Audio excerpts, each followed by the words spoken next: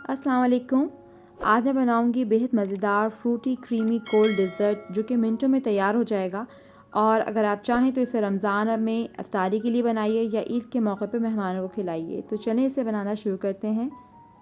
میں یہاں پہ فلاڈیلفیا کا چیز کریم استعمال کر رہی ہوں 180 گرام کا، اور اس کا پورا پیکٹ میں جو ایک باؤل میں ڈال کر کے اس کو اچھے سے میں بیٹ کر لوں گی، کیونکہ مجھے بالکل کرمبلی نہیں چاہیے، اسموتھ سا پیسٹ چاہیے، تو میں اس کو اچھی طرح سے بیٹ کر لوں گی۔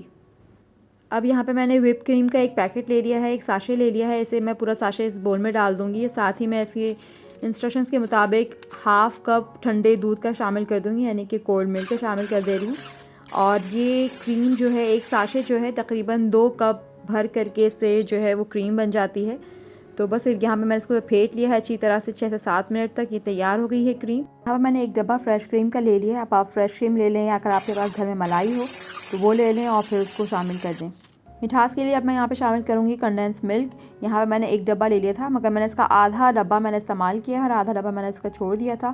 اپنی ضرورت کے حساب سے اب یہ جتنا مٹھاس آپ پسند کرتے ہیں اتنا ہی اس میں کنڈینس ملک کا شامل کریں، اور کنڈینس ملک اگر نہ شامل کرنا چاہیں تو اس میں پسا ہوا چینی کا جو ہے پاؤڈر شامل کر سکتے ہیں اپنی مٹھاس کے مطابق۔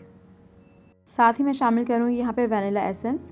یہاں پہ میں نے 1 ٹی اسپون جو ہے وینیلا ایسنس شامل کر دیا، اس کو مکس کر دیا۔ آپ ساتھ میں تھوڑے سے میں فروٹس بھی شامل کروں گی، آپ اپنی مرضی کے جو بھی دل چاہے آپ اپنے فروٹس پسند کے شامل کر سکتے ہیں، یا موسم میں جو بھی آپ کو اویلیبل ہو آپ وہ ڈال سکتے ہیں۔ سب سے پہلے میں نے یہاں پہ کیلا لے لیا ہے، 2 میڈیم سائز کے کیلے لے لیے تھے، اسے میں نے موٹے موٹے چنکس میں کاٹ لیا۔ ساتھ ہی یہاں پہ 15 سے 20 میرے پاس بلیک بیری ہے، وہ بھی شامل کر دیا ہے۔ اب یہاں پہ میرے پاس 1.5 ایپل تھا، اسے میں نے چنکس میں کاٹ کر کے وہ بھی شامل کر دیا۔ ساتھ ہی میں نے یہاں پہ بلیک گریپس اور گرین گریپس جو تھے وہ بھی شامل کر دیے، یہ 1.5 کپ کے تقریباً انداز کے مطابق تھے۔ ساتھ ہی میں نے یہاں پہ 2 عدد جو ہے کیوی کاٹ لیے تھے، اسے بھی موٹے ٹکڑوں میں کاٹ لیا۔ ساری میں نے یہاں پہ فروٹس ڈال دیے ہیں، اب ان کو میں اچھا سا مکس کر دوں گی۔ آخر میں آپ اس کو جیسے چاہیں اس کو سجائیں، اس کو ڈیکوریٹ کریں، اور اس کو ریفریجریٹر میں کم از کم 1 سے 2 گھنٹے اس کو خوب اچھا ٹھنڈا کر لیں، اور اس کے بعد مہمانوں کو سرو کریں۔ اگر آپ چاہیں تو آپ اس میں اپنی پسند کے ڈرائی فروٹس بھی شامل کر سکتے ہیں۔ یہاں میں نے آخر میں اسے تھوڑی سی چیری اور پستے کے ساتھ اسے میں نے ڈیکوریٹ کیا تھا، اور بس یہاں پہ ڈیزرٹ جو ہے بالکل جھٹ پر سے تیار ہے۔